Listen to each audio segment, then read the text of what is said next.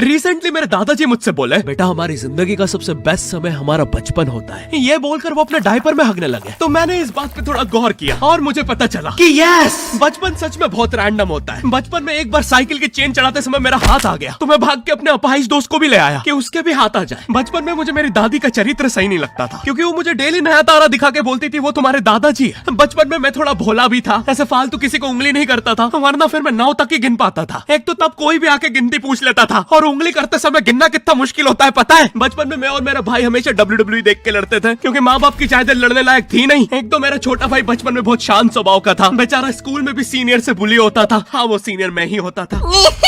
एक बार मुझसे बोलता, भैया डॉक्टर बनना मेरा सपना है। तो मैंने उसे नीट की बुक्स ला दी, तो अब वो उसका पूरा सपना बन गया। अब वो डॉक्टर गेम में भी बीमारी बनता है, और बवासीर पीछे होती है। चिंटू बुक्स नहीं पढ़ रहा है तू? एक बार बेचारा बिस्तर पे गिर के रोने लग गया, तो सब बोलने लग गए कुछ नहीं हुआ, चींटी मर गई, चींटी मर गई। मैं यहाँ सोच रहा हूँ फिर अभी तक हम चींटियों वाले बिस्तर पे क्यों सो रहे थे? हाँ, घर में सबकी पीठ पे ददोड़े हो रखे हैं। हाँ, ये नहीं गिरता तो हमें तो पता ही नहीं चलता बिस्तर पे चींटियां हैं। हम तो सोए जा रहे हैं चींटियों वाले बिस्तर पे। और स्कूल में जब भी ये छोटे भाई पैंट में हक देते हैं, तो बड़े भाई को क्यों बुलाया जाता है? पता है कितनी घनघोर बेइज्जती होती है पूरी क्लास के सामने, और बुलाते भी इतने सस्पेंस है, वो देख के बड़े भाई का हगना निकल जाता है। ऐसे 2 छोटे बच्चे स्लो मोशन में भाग के आ रहे हैं। हाँ, वो उनकी नॉर्मल स्पीड है।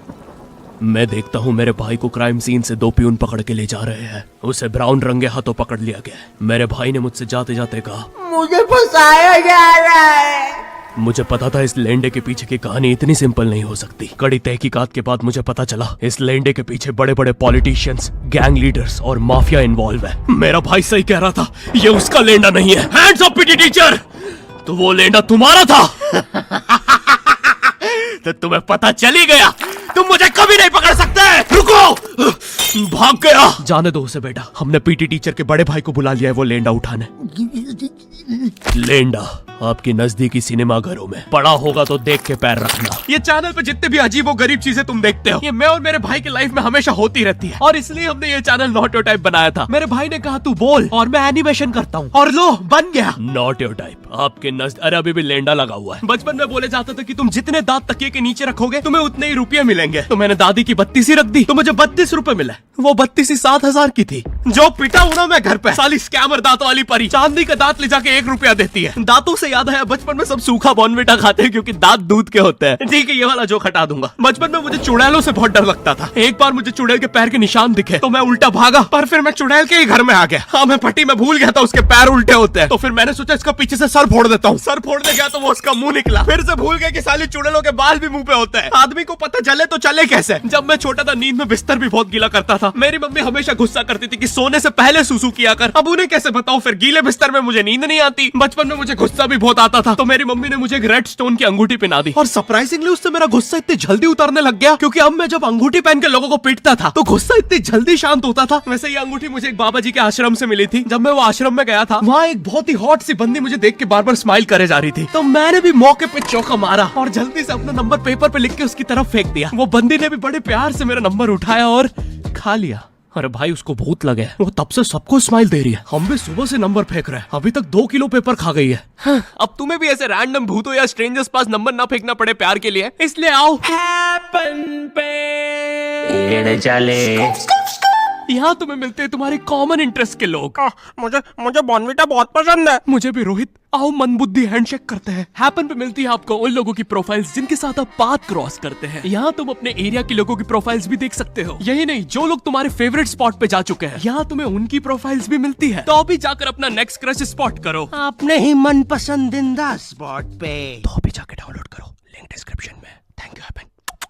बचपन में मेरी मम्मी हमेशा बोलती रहती थी कि बाहर जाके खेलो। अब बाहर मेरे मोहल्ले के बच्चे भाई वो ऐसे अजीब अजीब से गेम्स खेलते थे। कहीं ड्रैगन फ्लाई में रस्सी बांध के उसको पेट बना लिया है, कहीं नंगे भाग रहे टायर के पीछे लकड़ी मारते मारते। मेरी मम्मी को उन पे दया आ रही है कि बेचारे गरीब बच्चे किसी भी चीज से खेल लेते हैं, फिर हमारी कार पलट जाती है। हाँ, वो टायर हमारी कार का था। और मुझे एक बात बताओ, चक्के से खेलने पे वो गरीब कैसे कंसिडर हो रहे हैं? क्या पता उनने कार खरीद के चक्का निकाला हो, क्या पता लैम्बोर्गिनी के चक्के से खेल रहे हो। नहीं, तुम्हें कैसे पता चल रहा है वो गरीब है या अमीर? और एक चक्के से इतनी सारी एक्टिविटी करेंगे ये लोग। कभी चक्के में रस्सी बांध के झूला बना दिया, कभी झूले से फिका के खुद को लूला बना दिया, कभी लूले पे झूला बांधकर हुला हू बना दिया। ये इतने हरामी बच्चे थे, इनके साथ कोई भी घर नहीं खेलता था, क्योंकि घर ये जुए में लगा के हार जाते हैं। ये वो बच्चे जिन्हें तुम रिमोट कंट्रोल कार भी दोगे तो उसकी मोटर निकाल के पंखा बनाएंगे। एक बार इन्होंने रिमोट कंट्रोल रिमोट बनाया था। तुम अगर इस रिमोट पे बटन दबाओगे तो इस रिमोट पे बटन दबेगी, बस ये लोग मकर संक्रांति के दिन पतंग भी लूटते थे दुकानों से। पतंग से याद है मैं बचपन में अपने दोस्त जनक के साथ बहुत पतंग उड़ाता था। जनक गुजराती था और गुजराती लोग तो बहुत बड़े पतंगबाज होते हैं। वो लोग गला काटने के बाद भी काय पोचे चिल्लाते हैं। जनक मेरे घर पे इतना बड़ा गिर्रा लेके आता था पतंग उड़ाने। उसमें पता नहीं कितने 1000 किलोमीटर का मांझा लपटा होता था। हम दोनों का सपना था उस गिर्रे की पूरी ढील देना। एक बार तो गिर्रा खाली होने ही वाला था पर वो पतंगार तो घूम के हमारे पीछे से आ गई। हमने हमारी ही पतंग काट दी। तो इस बार हमने सोचा पतंग पूरी परपेंडिकुलर उड़ाएंगे, स्ट्रेट। हमने 2 घंटे ढील दी। वो मांझे में वेव सिग्नल आने लग गए प्राचीन भाषा में। हमें लगा हमने एलियंस ढूंढ लिया बट फिर धीरे से वो सिग्नल क्लियर हुआ। हमें पता चला हमने कोई नासा का 100 मिलियन का टेलीस्कोप काट दिया।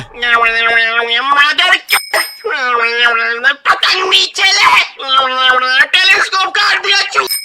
नासा का टेलीस्कोप जैसे ही नीचे गिरा बच्चों से पहले विसरो ने लूट लिया। बहुत वियर्ड था, इतने सारे बुड्ढे छत कूद के भाग रहे थे। एक तो जनक के मांझे में इतनी सारी गठाने होती थी, वो मांझा इतना भारी हो जाता था। हम चौथे माले से पतंग उड़ा रहे, वो दूसरे माले पे उड़ रही है। बचपन में बोला जाता है किसी भी स्ट्रेंजर से बात नहीं करते, तो फिर मैं इशारे करता था। तो फिर दादी मेरे चरित्र पे सवाल उठाती थी। दादी से याद है पुराने जमाने में एंटरटेनमेंट के लिए कुछ होता नहीं था, तो लोग 7-7, 8-8 बच्चे पैदा कर लेते थे ताकि उन्हें जायदाद पे लड़ता देख मजे ले सके। मेरे पापा के 5 भाई और 4 बहनें हैं, टोटल 9 बच्चे। मेरी दादी ने जिंदगी के 9 साल बस बच्चे दिए। दादी ने 9 साल तक पेट में इतनी लाते खाई है, उनके अंदर से एब्स आ गए थे। मेरी दादी लिटरली अंदर से टूट चुकी थी। उनका इतनी बार ऑपरेशन हो रखा है, उनको डॉक्टर ने टाकों की जगह चेन लगा दी थी। भाई आज के जमाने में तो इतने बच्चे कोई पैदा नहीं करता, उल्टा अबॉर्शन करवा लेते हैं। और यस मैं अबॉर्शन बोलूंगा क्योंकि मुझे जेल नहीं जाना। एक तो इंडिया में भी अबॉर्शन करवाना लीगल है, लेकिन बच्चे का जेंडर जानना इलीगल है। मतलब तुम मार तो सकते हो लेकिन किसे मार रहे हो ये पता नहीं कर सकते। तो देखो अब रिस्क कितना बढ़ गया है। क्या पता अंदर शेर बैठा हो या कोई बड़ा गैंगस्टर, क्योंकि तुम्हें तो पता नहीं है तुम किसकी सुपारी दे रहे हो। क्या पता वो अंदर बंदे लेके बैठा हो। बचपन में सबके मम्मी पापा डराते हैं मस्ती मत करो वरना बोर्डिंग स्कूल भेज देंगे। और मुझे बोर्डिंग स्कूल से इसलिए डर नहीं लगता था कि मैं वहां जाके अपनी फैमिली से दूर हो जाऊंगा। मुझे बोर्डिंग स्कूल से इसलिए डर लगता था क्योंकि वहां पे वो बड़े दांतों वाला ईशान अवस्थी होता है। मैंने पहली बार जब तारे जमीन का ट्रेलर देखा था तो उसमें वो पागल बच्चे ने आतंक मचा रखा था। फिर मैंने मूवी का नाम पढ़ा तारे जमीन पे। मुझे लगा बिछाए होंगे इस पागल को पकड़ने के लिए, शॉक वॉक देना होगा तारों से। इसके तो दांत भी इतने बड़े हैं, सारी तारे काट देता होगा। मुझे ट्रेलर देख के लगा कोई एक्शन मूवी है, आमिर खान जोकर बना हुआ है। मुझे लगा यही तारों का जाल बना के पकड़ेगा पागल को। हाँ ट्रेलर देख के तुम्हें क्या ही समझ में आएगा। एक शॉट में आमिर खान बोल रहा है आपके बच्चे को डिसलेक्सिया है, फिर अगले ही शॉट में जोकर बन के बड़ा मछलियां उड़ती क्यों नहीं। फिर मुझे लगा ये शायद अपने माँ बाप को बोल रहा था। और दया तो मुझे उस लंगड़े बच्चे पे आती है जिसके बगल में ईशान अवस्थी को बिठा दिया था। वो बेचारा उठ के भाग भी नहीं सकता। और मैंने तो सुना था बोर्डिंग स्कूल में बस नॉटी बच्चे जाते हैं, तो फिर इस बेचारे गाय से बच्चे को क्यों यहाँ भेज के रखा है। कहीं ऐसा तो नहीं इसके पहले पैर थे और ये बहुत मस्ती करता था तो माँ बाप ने पैर तोड़ के इधर भेज दिया। बस भाई मेरा हो गया है आज का। अगर तुम्हें वीडियो पसंद आई तो यार लाइक मारो। एम करते हैं 7 लाख लाइक्स के लिए। पिछले वीडियो में नहीं आए थे इसलिए अब मैं औकात में आ गया हूँ, इसलिए अभी लाइक मारो। चैनल पे नए हो तो सब्सक्राइब करो। मुझे मुंह दिखाई के लिए 10 मिलियन सब्सक्राइबर्स चाहिए। और हैपन को भी डाउनलोड करना मत भूलना, लिंक डिस्क्रिप्शन में। अब मैं भी जा रहा हूँ, बाय।